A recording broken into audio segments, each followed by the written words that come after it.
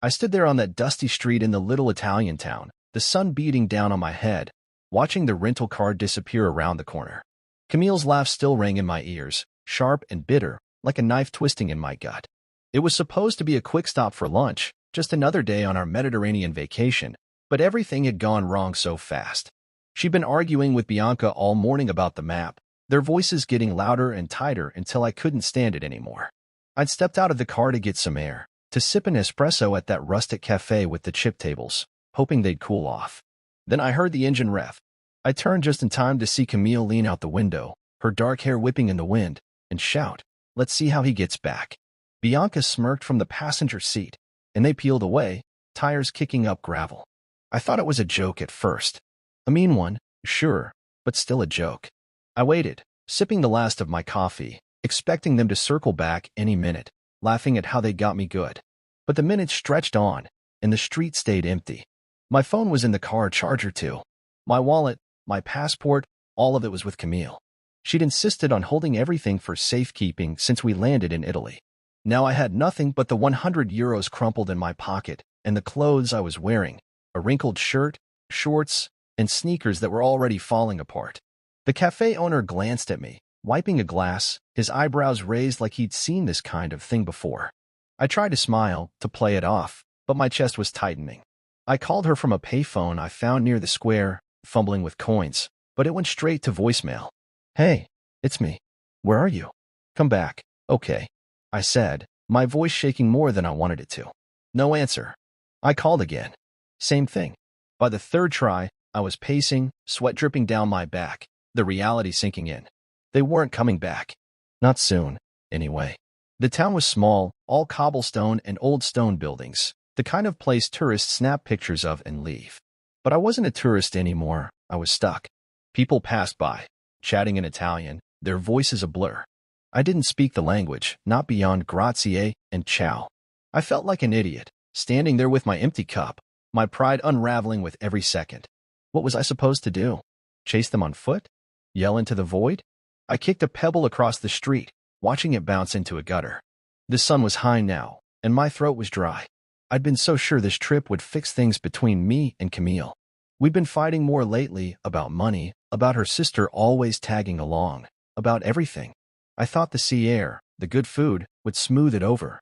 Instead, here I was, abandoned like some stray dog. I looked down at my hands, still clutching the payphone coins, and felt a hot flush of anger.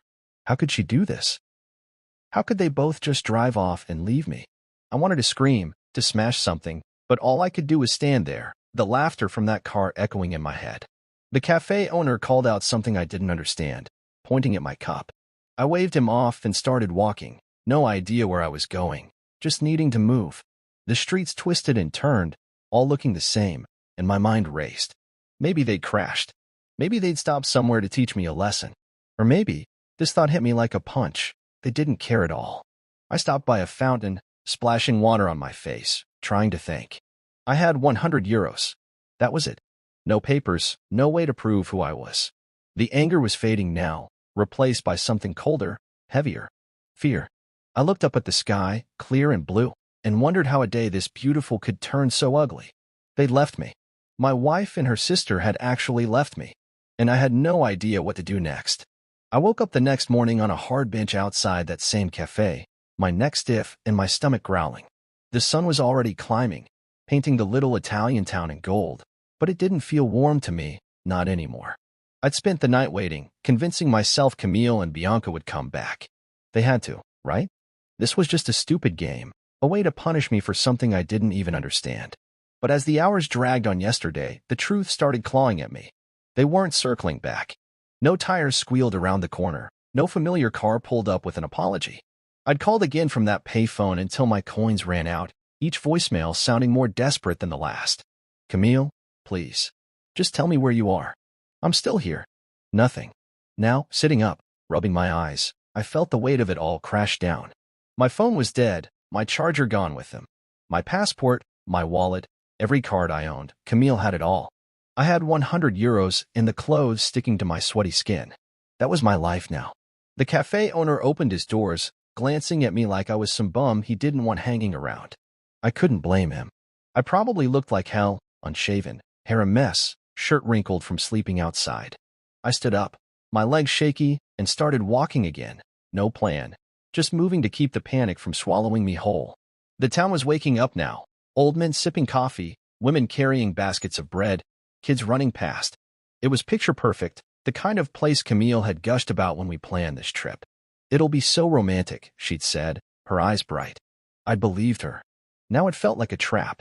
I stopped at a little shop with a sign I couldn't read, hoping to buy something cheap to eat. The woman behind the counter smiled, but it faded when I fumbled with my broken Italian. "Pain?" I said, pointing at a loaf. She nodded, took my €5, and handed it over. I tore into it right there on the street, the crust tough but good, and tried to think. I needed a phone, a way to reach someone, anyone. My brother back in Boston, maybe. But the thought of calling him, of admitting this mess, made my stomach twist. What would I even say? "Hey, my wife ditched me in Italy. Can you wire me cash?" No, I couldn't face that yet. The day stretched on, hot and slow. I found a shady spot by a church, sitting on the steps, watching people go by. They avoided looking at me, like I was invisible or maybe just trouble. I didn't know how to ask for help, didn't even know what I needed. A phone? A ride? A miracle? By afternoon, my €100 was down to €85 after a bottle of water and a sandwich from a street vendor. I kept walking, my sneakers rubbing blisters into my heels, until the sun started dipping low. The town changed at night. The charm faded, the shadows grew long, and the air turned cool. I passed a bakery with a sign in the window, something about a room. I went in, the smell of bread hitting me hard, and pointed upstairs. The old man behind the counter squinted, then nodded. €30, he said, holding up 3 fingers. I handed over the cash, and he gave me a key to a tiny, dusty room above the shop. 1 bed, a cracked sink, a window that barely opened. It wasn't much, but it was better than the bench. I sank onto the mattress, springs creaking, and stared at the ceiling. My mind wouldn't stop. Where was Camille? Was she laughing about this with Bianca over wine somewhere? Did she even care? I'd always thought we were solid, even with the fights. 12 years married, and I'd never seen this coming. I rolled over, the pillow scratchy against my cheek, and tried to sleep. But the dark just made it worse.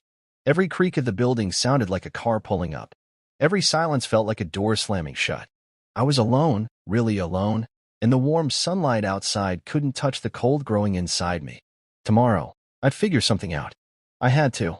But right then, all I could do was lie there, lost in a place I didn't belong, wondering how my life had turned into this. I woke up to the smell of bread drifting up from the bakery below, my stomach twisting with hunger and something else, shame, maybe, or just plain exhaustion. It was day 3, and still no sign of Camille or Bianca. The room I'd rented felt smaller now, the walls pressing in, the cracked sink mocking me with its drip, drip, drip. I sat on the edge of the bed, my hands running over my face, feeling the stubble I hadn't bothered to shave.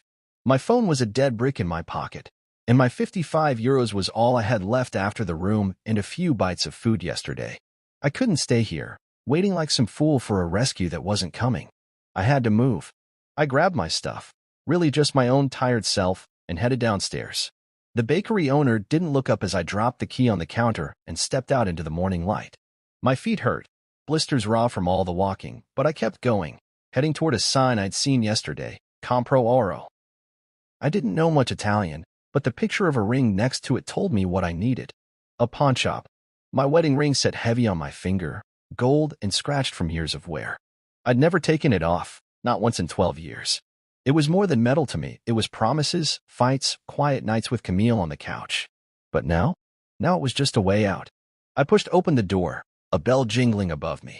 The guy behind the counter was older, bald, with a cigarette dangling from his lips. He barely glanced up until I slid the ring across the glass. "Quanto?" I asked, hoping that meant, how much? He picked it up, squinted at it through a little lens, then shrugged. "€150, he said, tapping the counter. I nodded, too tired to haggle, and he counted out the bills. I stuffed them in my pocket, my hand feeling naked without that weight. It was done. I walked out, the money burning a hole in my shorts, and headed straight for the bus station I'd passed yesterday. It was a small place, just a ticket window and a bench, with a schedule pinned up in Italian. I didn't care where I went, just away from here, away from the memory of Camille's laugh and that car speeding off. The woman at the window looked bored, chewing gum as I slid 50 euros across. Where to? She asked in English. Thank God. I hesitated, my mind blank. Greece, I said finally. Furthest coastal town you've got. She raised an eyebrow but punched something into her computer, then handed me a ticket. Kalamata. Change in Bari. Leaves in an hour. I took it, the paper flimsy in my hand, and sat on the bench. Kalamata. I didn't even know where that was, just that it was far, across borders and seas, a place Camille wouldn't think to look. I thought about calling my brother again, the idea flickering like a weak flame. He'd pick up. I knew he would. But then what? Hey, Mike, my wife left me stranded, and I pawned my ring to run away. No, I couldn't say that. I'd rather disappear than admit how bad this had gotten. The bus rolled up, old and rattling, and I climbed on, finding a seat near the back. The other passengers ignored me, locals with bags, a couple of tourists with backpacks.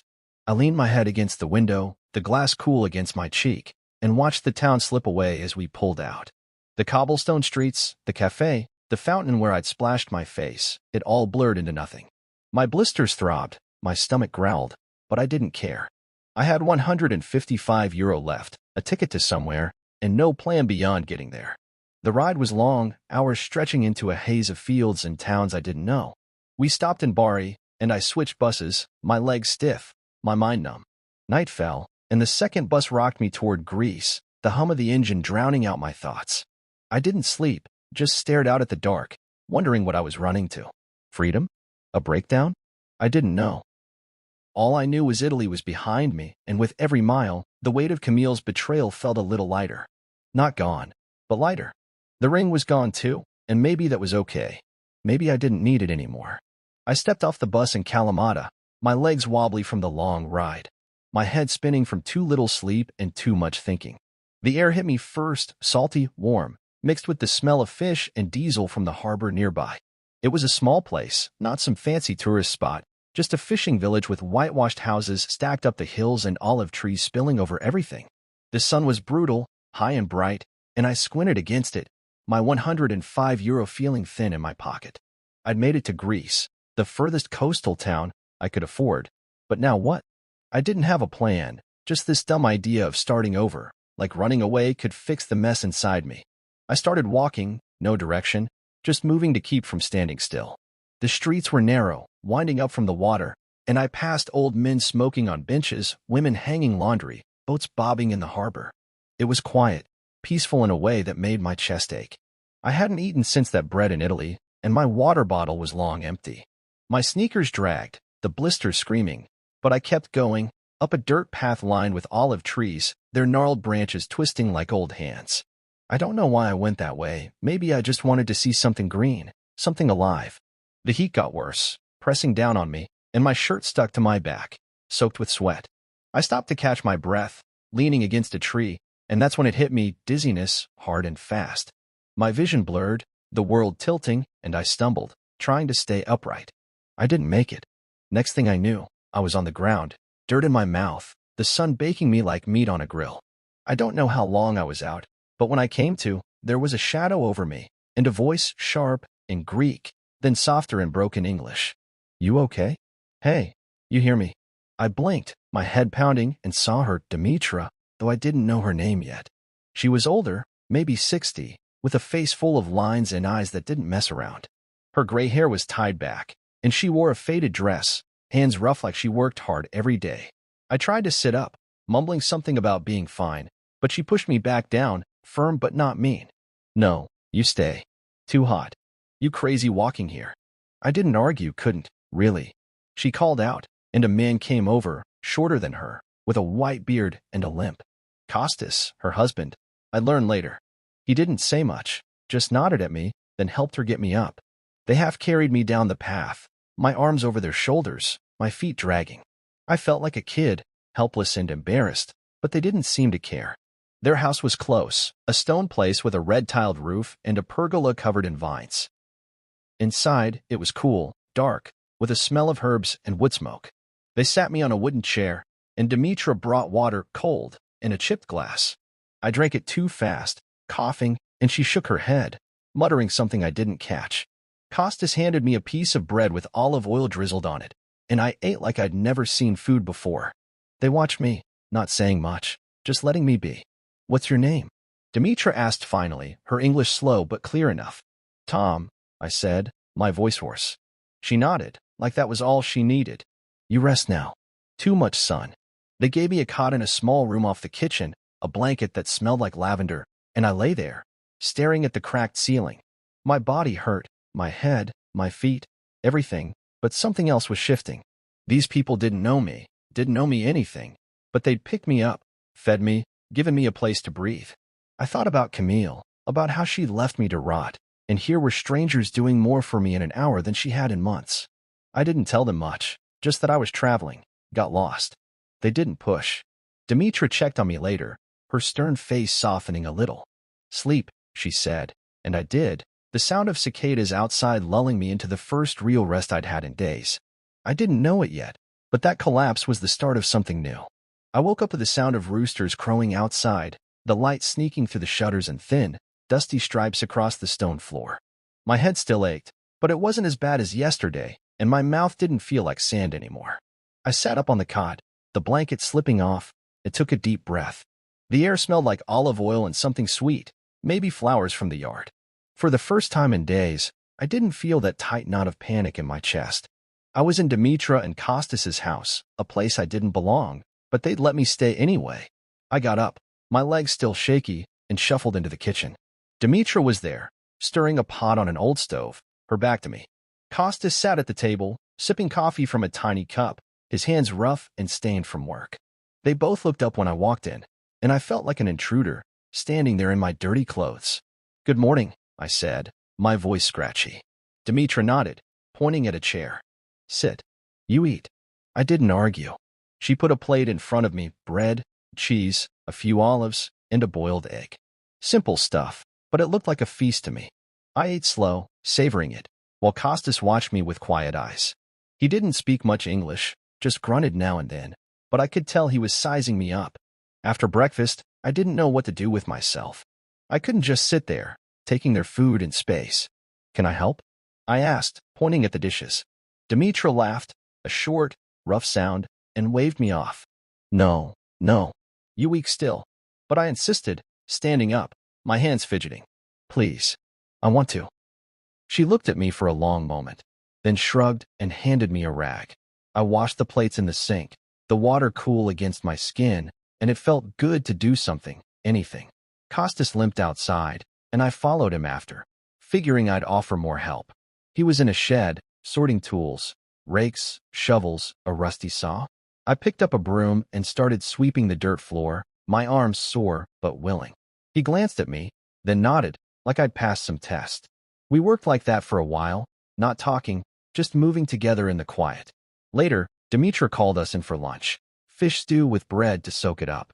We sat under the pergola, the vines overhead keeping the sun off, and I felt something I hadn't in years, peace. It wasn't loud or big, just a soft thing settling in my bones. I didn't know these people, didn't speak their language, but they treated me like I mattered. That night, after a dinner of tomatoes and grilled meat, I sat with them by a small fire in the yard. The stars were out, bright and endless, and I found myself talking. Not everything, just bits. My wife, she left me. In Italy. Took everything. My voice cracked, but I kept going. I don't know why. Demetra listened, her face still, then pointed at a faded photo on the wall inside.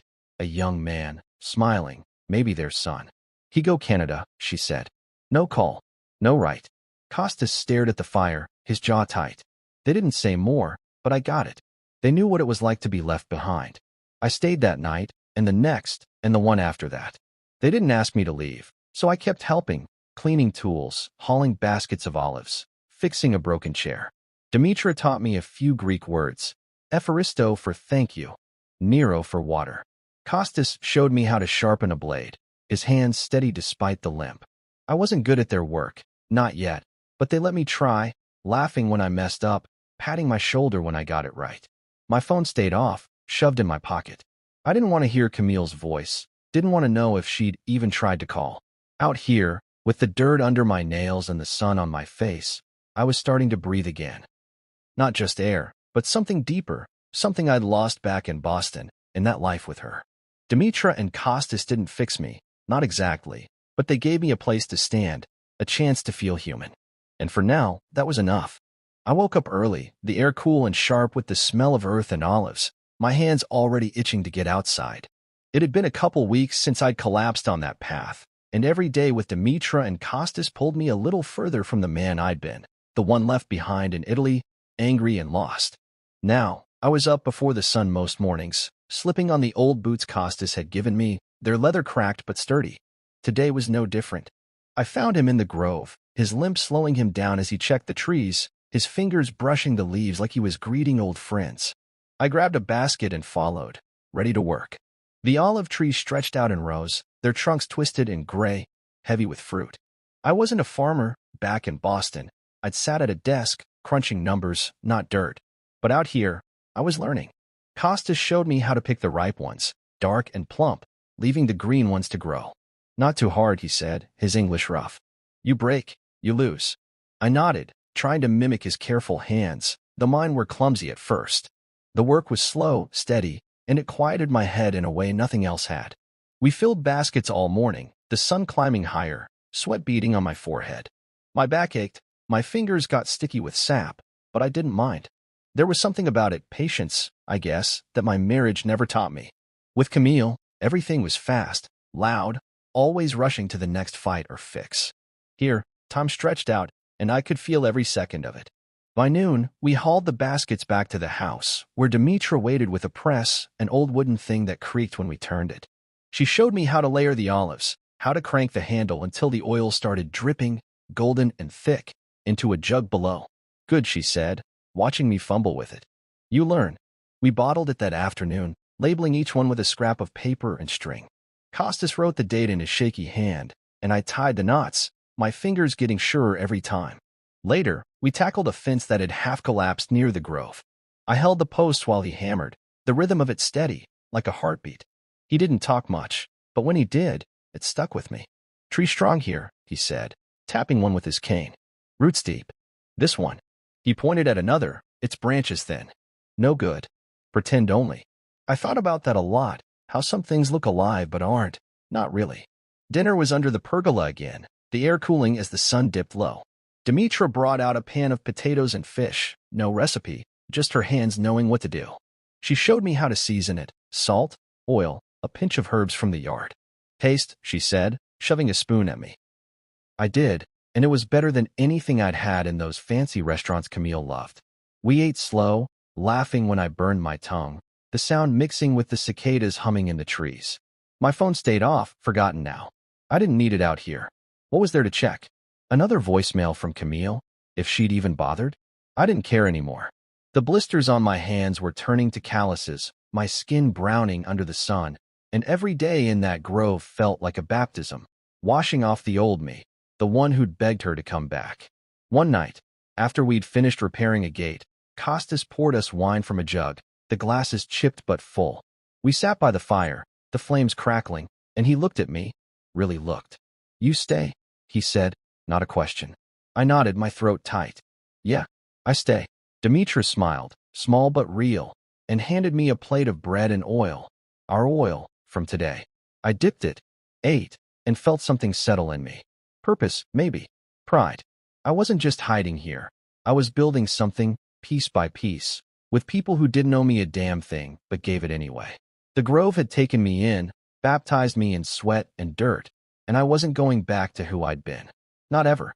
I woke up to the sound of Costas banging around in the shed, the clatter of metal pulling me out of a deep sleep. The air was cool, the sun just peeking over the hills, and I could smell the olives from the grove even through the cracked window. Today was market day, Demetra had told me last night, her eyes bright with a kind of quiet excitement. We'd been working hard all week, harvesting, pressing, bottling, and now it was time to sell what we'd made. I got up quick, pulling on the worn shirt and pants I'd been living in, my hands already rough from the grove. Downstairs, Demetra was packing crates with oil bottles, bread she'd baked, and jars of olives, her movements fast and sure. You come, she said, not looking up. You sell. I froze, my stomach twisting. Me? I don't know how. She cut me off with a wave. You learn. Good for you.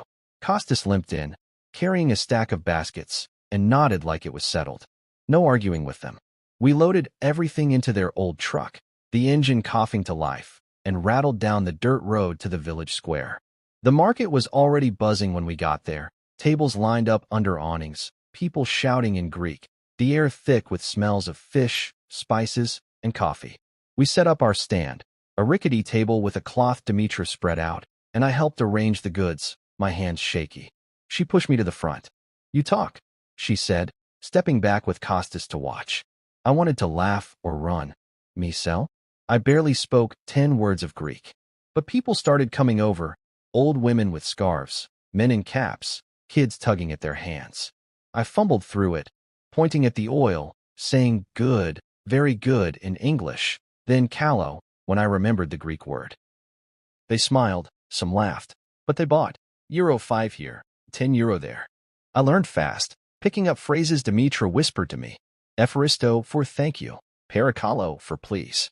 By noon, the table was half empty, and my pockets were full of crumpled bills. Costas clapped me on the shoulder, his grin wide, and Dimitra nodded like I'd done something right. It felt good, better than good. Back in Boston, I'd crunched numbers for a living, locked in an office, but this was alive, real. We packed up late, the sun dipping low, and drove home, the truck bouncing over ruts. That night, I couldn't sit still. I cleaned the guest room where I slept, sweeping the floor, folding the blanket tight. Then I found their ledger, a mess of scribbled numbers from years of sales. I'd always been good with accounts, so I sat at the kitchen table, a stubby pencil in hand, and started organizing it. Hours passed, the fire crackling, and by midnight, I had it sorted, profits, costs, all laid out clean. Dimitra found me there, her eyes narrowing at the pages. "What this?" she asked.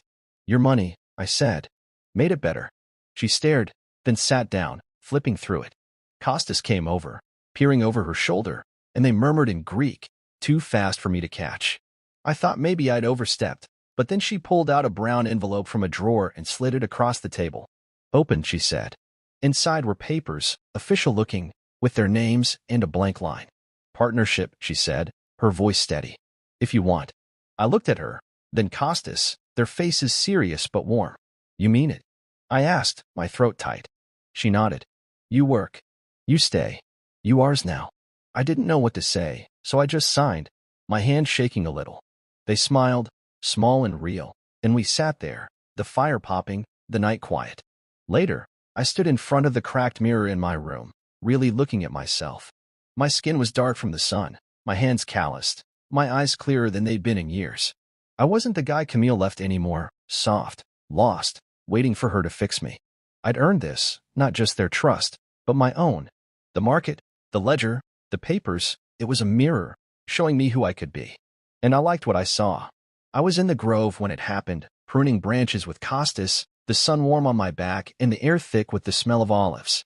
My hands moved easy now, the knife slicing clean through the wood, a rhythm I'd learned over weeks of work.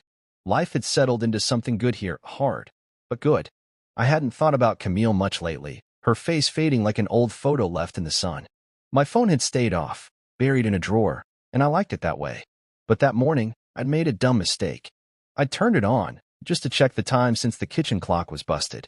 The screen lit up, buzzing like crazy, a flood of old messages and notifications pouring in. I scrolled through, my stomach sinking.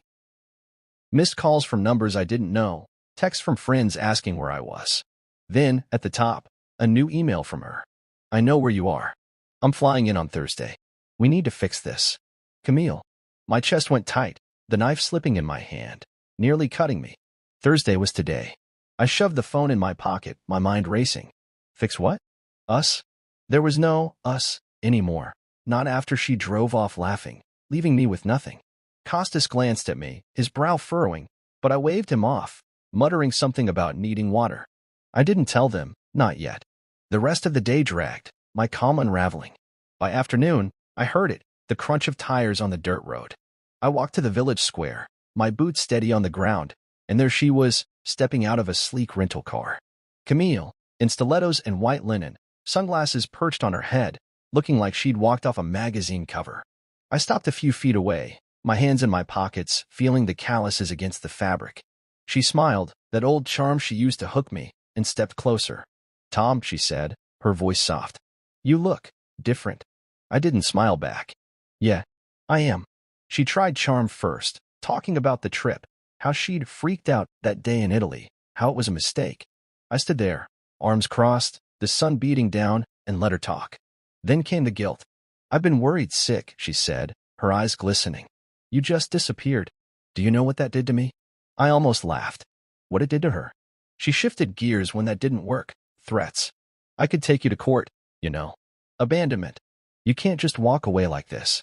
I looked at her, really looked, and saw the same woman who'd left me stranded, who'd never cared until it hit her pride. "Let's go home," she said finally, reaching for my arm. I stepped back, calm in a way I hadn't been before. "I am home," I said, and pulled an envelope from my pocket. Divorce papers I'd had a lawyer friend draft weeks ago, just in case.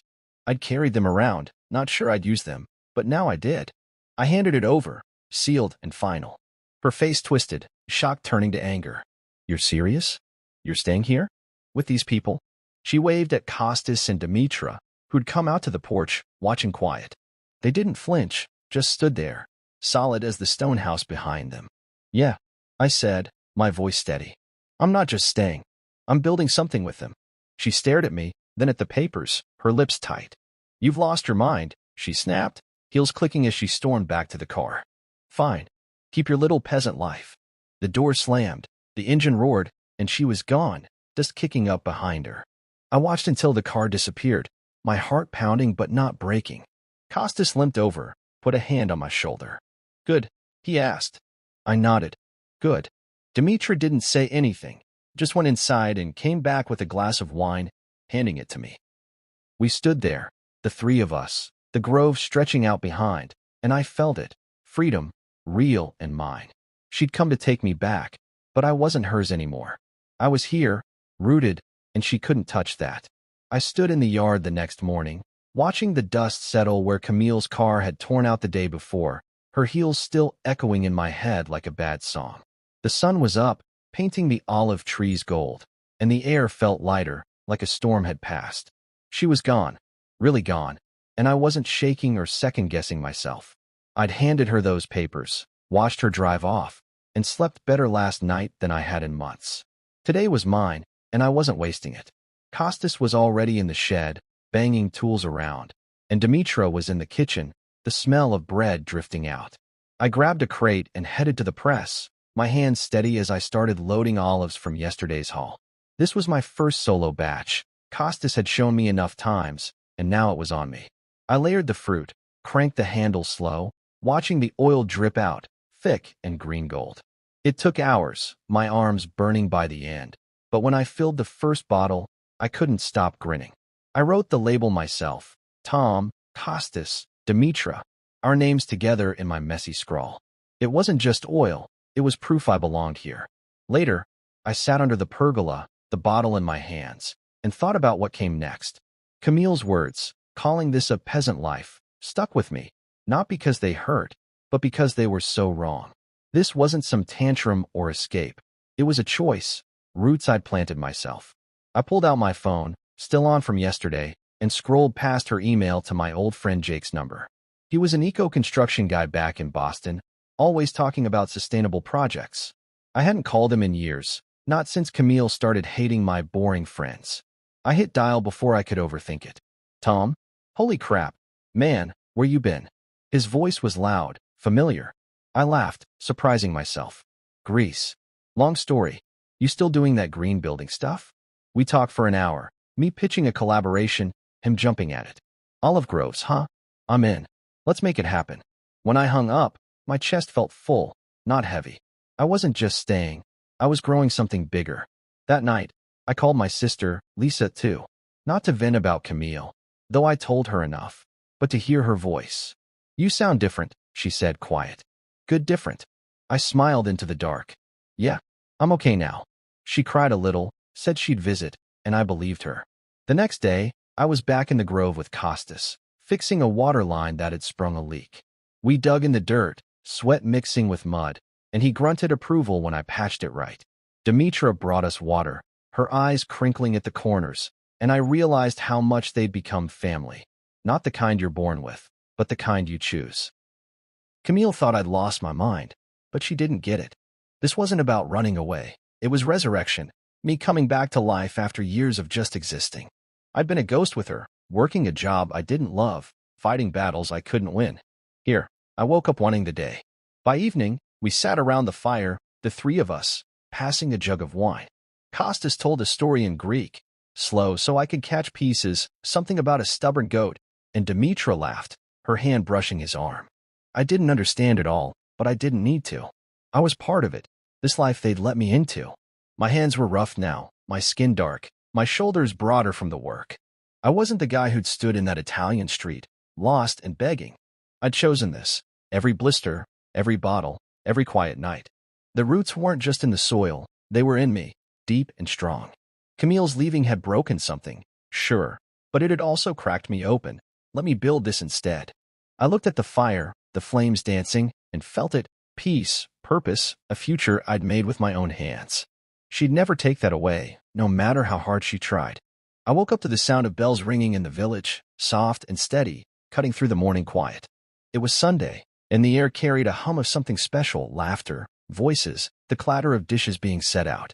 I rolled out of bed, my body sore but strong, and pulled on the shirt Dimitra had patched for me, the stitches uneven but solid. Today wasn't just another day in the grove. It was a baptism, a newborn's welcome into the village, and they'd asked me to be godfather. Me, the guy who'd stumbled and half-dead months ago. I still couldn't believe it.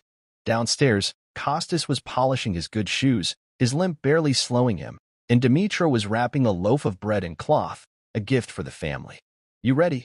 she asked, her eyes sharp but warm. I nodded, my throat tight. "Yeah, ready." We walked to the church, a small stone building with a bell tower, the path lined with olive trees bowing in the breeze.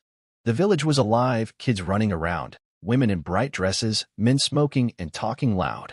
I felt eyes on me, not suspicious anymore, but curious, friendly even. I'd earned that, I guess, with every bottle sold, every fence fixed.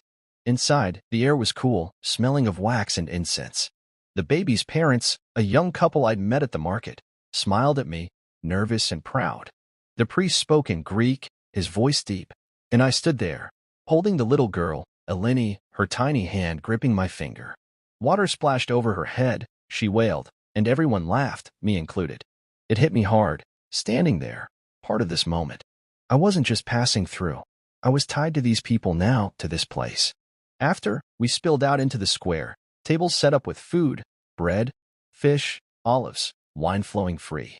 Kostas pulled me to a spot under the trees, pouring wine into chipped glasses, his grin wide. "You good godfather," he said, clinking his glass against mine. I drank, the taste sharp and warm, and felt my chest swell. We ate, talked, laughed, the day stretching long and easy. Later, I wandered back to the grove with Kostas, just the two of us, the sun dipping low. We didn't work, just sat on a bench he'd built years ago, looking out at the trees we'd tended together. "This life," he said, slow, "you take it." I nodded. "Yeah, I took it." He patted my knee, and we sat there, the cicadas starting up, the sky turning pink. I thought about the man I'd been when Camille left me, scared, soft, standing in that Italian street with nothing but a coffee cup and a broken heart. He was gone now, burned away by the sun, the work, the quiet nights here. They ditched me to teach me a lesson, her and Bianca, thinking I'd crawl back.